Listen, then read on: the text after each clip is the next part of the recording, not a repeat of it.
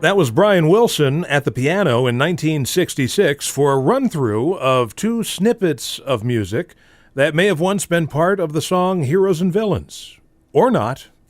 It's a baffling jigsaw puzzle, the music from the Smile album, and it's one that has kept hardcore fans busy decoding its clues for 50 years.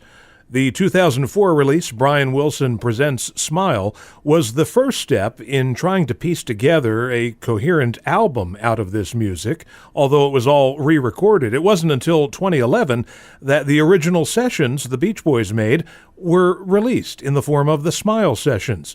Now, that was 5 CDs worth of music for what was supposed to be just one long-playing record. Well, we've been going through some of the Smile material with David Beard, editor of Endless Summer Quarterly magazine and the host of the Good Vibrations podcast. David, welcome back to the show. How you doing? I'm doing well. Thanks for having me back. Would it be fair to say that you're in great shape? Oh, boy. Yeah.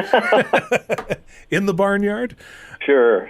We're going to continue to take a look at the songs intended for the Smile album, beginning with a short suite of songs. We just heard 2 of them in demo form a moment ago. I'm in Great Shape into Barnyard, into 2 covers, The Old Master Painter, and then You Are My Sunshine, but sung in the past tense, You Were My Sunshine. And was this the original intention, these short little snippets of songs in this order? Well, that's one of the most fascinating elements of Smile. It really feels very interchangeable. You could sequence the songs different ways, and they work uniquely. It wasn't really until Brian finally put together in 2004, Brian Wilson Presents Smile, that we really had a actual template from the guy who created the stuff all those years ago.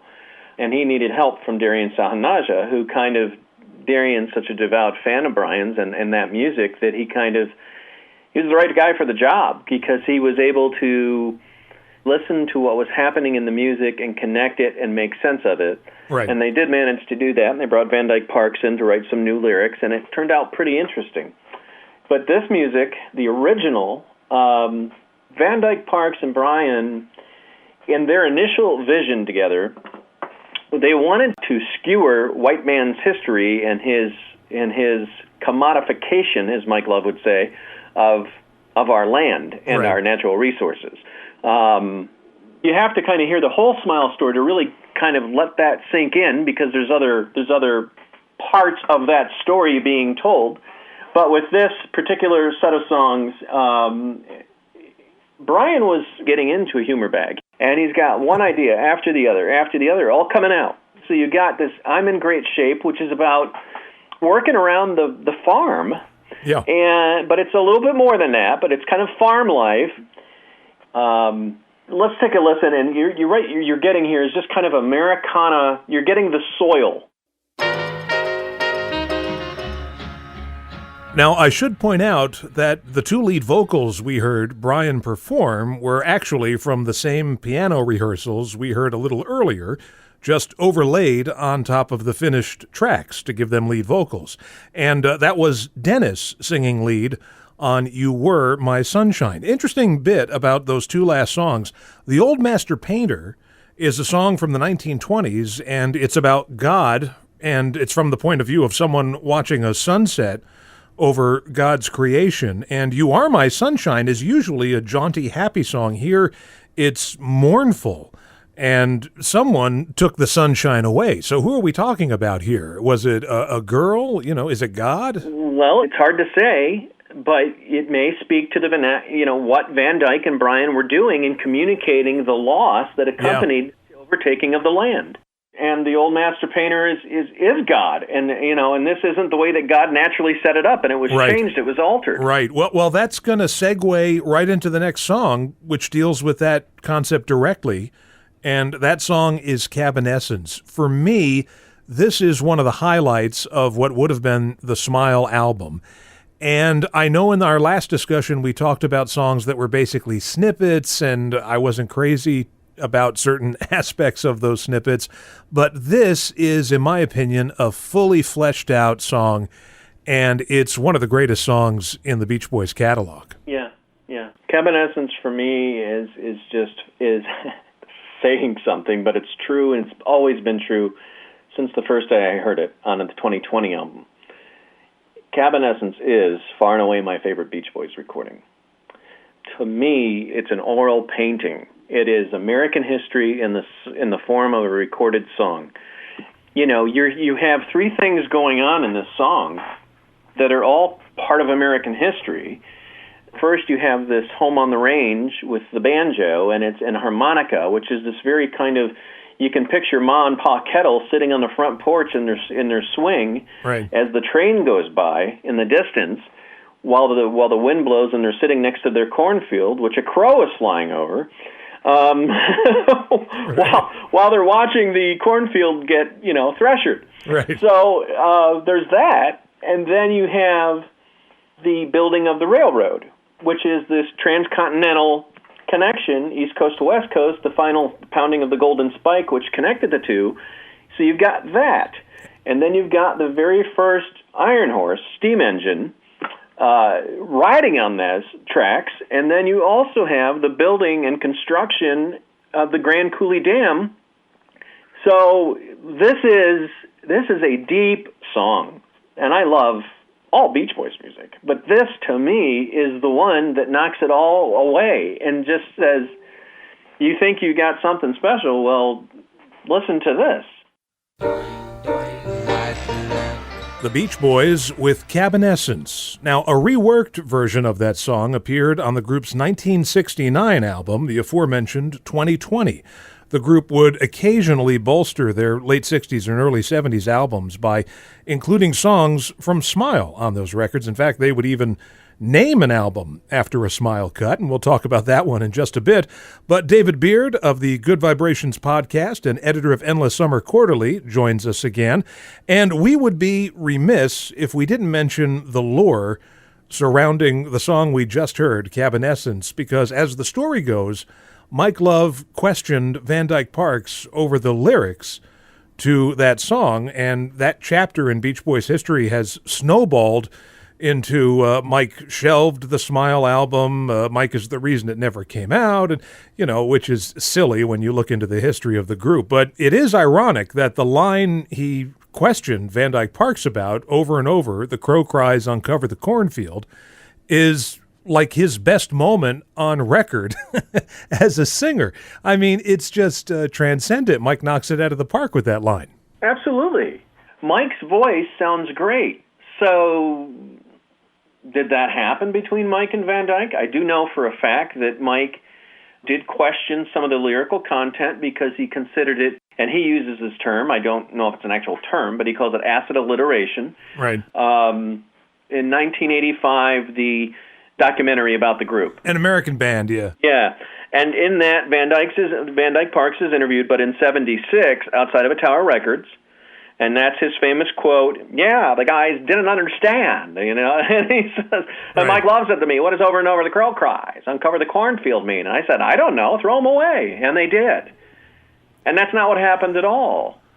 And I don't know how much of that, all you can do is talk to the guys now and kind of rely on them articulating the memories that they have the best they can. And they did record the song. It ended up on 2020. Brian is the one who shelved Smile. So I think there's truth all around as opposed to somebody trying to be a revisionist. I think what happened was, from a content standpoint, and Mike's been very vocal about this for years, saying if the lyrics weren't about something that people could relate to, he was concerned that it would alienate the group from their audience. Right. He could certainly see, and as you say, the vocals are incredible, that he's reading these lyrics and thinking, okay, well, we'll record them. I'm not exactly sure what we're, the full story here and why it's called Cabanescence, or maybe it wasn't even titled. Again, yeah. These songs, everybody will tell you, from Pet Sounds, Smile, this was Brian Wilson with ideas in his head that he would communicate to people. So nobody was hearing what Brian was hearing until they recorded it, and then they heard it. Right. So with that, you have a situation where the group is, whether they're into it or not into it or questioning it or evaluating it or whatever it is they're doing. They're just thinking, okay, what is this a part of and what are we telling? And this is a movement that's a part of what? Because they weren't just coming back to a standard album. This was an album where Brian was probably saying, I don't know what this is yet. This is called Cabinescence. I don't know how it's going to fit into the overall thing, but what this is it's just talking about the railroad and Carrington Dam, and you just sing it and you'll see. I mean, Our Prayer, you listen to the Our Prayer session, and they say, do we have a title for this yet? And he says, no. Brian says something like, no, we don't need a title. Right. So to the other stories or the myths or whatever that surround the whole picture, it's a natural thing to imagine that there would be a conversation, and maybe it was an awkward conversation where it's being said, what exactly is the idea here? Right, and we talked about this last time. All of the Beach Boys were getting concerned about this stuff, from what exactly are we singing about to how are we going to perform this complicated stuff on stage. Right. Now, the upside to all of that is they gave it their all, and you can hear it on the recordings, and we'll get back to discussing the Smile album in just a moment. Stay tuned.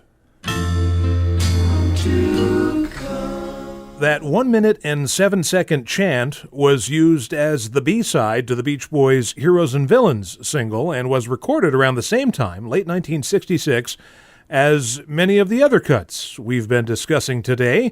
With Endless Summer Quarterly's David Beard, we're continuing our dialogue about the ill-fated Smile album by the Beach Boys, and up next, another sequence of songs, Wonderful, into Song for Children, into Child is the Father of the Man. And for me, Wonderful may be my favorite song from these sessions. It's a beautiful song. It features a sensitive lead vocal from Brian, and lyrically, it speaks of a young girl and her devotion to God and discovering love for the first time. I mean, it's just sheer beauty. You're right. I think sensitive is the most. It's very kind of Caroline No. It's right in that same place. It's probably the song out of the entire album that has the most heart to it. Right. Again, the reason these songs go so well together is they connect through emotion, they connect through feel. So I think this is a example of Brian just channeling his inner self. It's a spiritual growth. And that's what Smile, I think, was to become. This story about America, this story about the elements of life, and this spiritual teenage symphony to God. Yeah, and I'll tell you something. Every Beach Boy fan I talk to prefers the original sessions from 1966-67 over the 2004 re-recordings that Brian Wilson did. But with these three sections of music, I much prefer the solo version of Smile from 2004, because when you hear all of the completed lyrics and harmony parts, it just kicks the music up to a whole nother level. Yeah, I appreciate that point of view, because those are the parts of the album on Brian Wilson Presents Smile that you felt, okay, cool. Van Dyke came in and finished what they had started all those years ago and put lyrics where there was nothing before. It was definitely the most satisfying element of that release, is where Van Dyke came right in and lickety split, just picked it right up, and they finished the story. Well, I'll tell you what, we've talked about 2004's Brian Wilson Presents Smile album as an alternative to the original recordings, but we've never played anything from that CD. So what we'll do is we'll start off with the original Beach Boys version of Wonderful, and then we'll segue into Brian's solo versions of Song for Children and Child is the Father of the Man. We're talking with David Beard, editor of Endless Summer Quarterly magazine, and the last song we'll be discussing today is, for many, the centerpiece of the entire album, Surf's Up. Now, that might be a song title familiar to you if you were following the band in the early 70s, and they had a record in 1971, an album called Surf's Up, which was obviously the Smile track, dusted off and finished.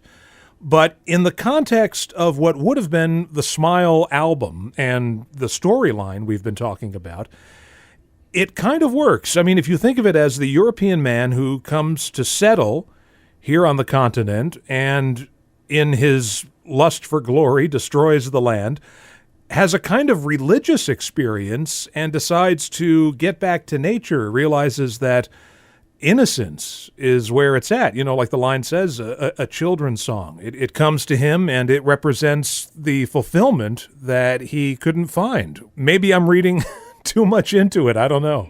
Yeah, I mean, you can listen. It's similar for me, and it's like Evanescence. You can just listen to it over and over and over, no matter how many times you listen to it. The art form of the song is as powerful as the first listen. It's a sad song. I don't think I can even do it justice to try to explain it. Right. It's so unique unto itself. And what blows my mind is this was recorded in '66. It just blows my mind. If you heard Surf's Up and it came out in 1980, you'd go, holy crap.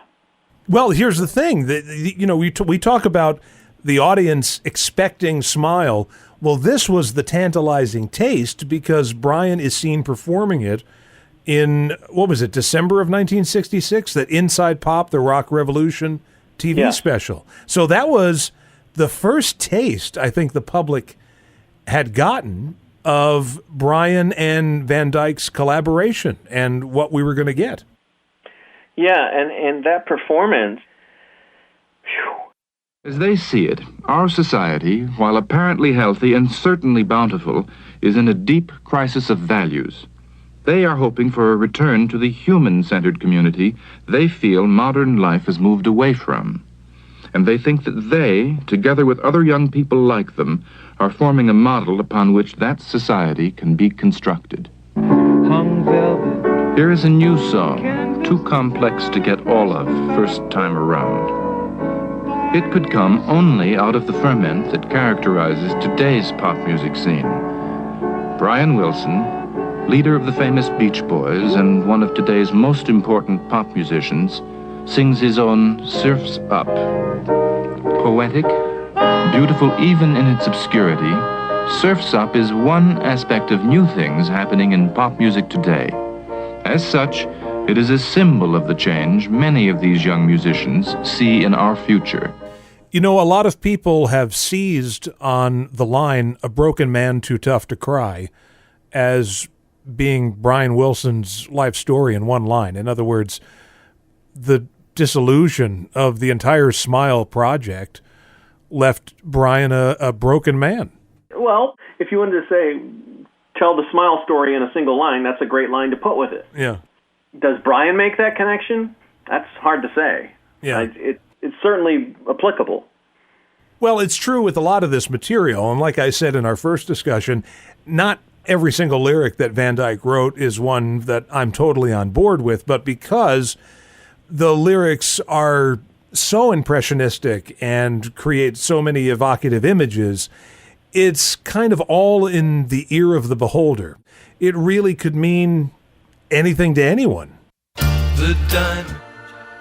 So what we've been listening to today and in our last discussion is a collection of songs, some near completion, that could have and really should have come out in early 1967, but didn't. Instead, another album was released later in the year called Smiley Smile. And exactly when does the Smile era stop and the Smiley Smile era begin?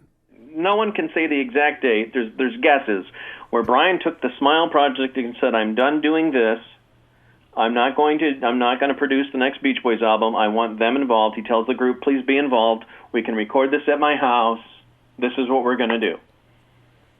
Okay, and then they create this homespun, minimalist recording. Some of the Smile tracks re-recorded, a few new ones, and then that's what you get. Mostly done with Brian playing the Baldwin organ that his father Murray bought for him.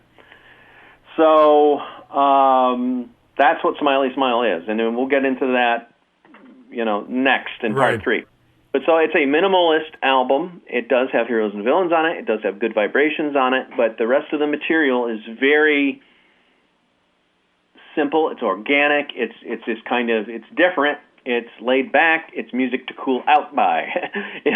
Right. You know, looking at it from the Brian perspective. So let's move on and talk about what's happening now and what's coming up in Endless Summer Quarterly. Well, we just published our spring 2017 edition, which features a lengthy interview with Mike Love about a number of things, including the 25th anniversary of the Summer in Paradise album.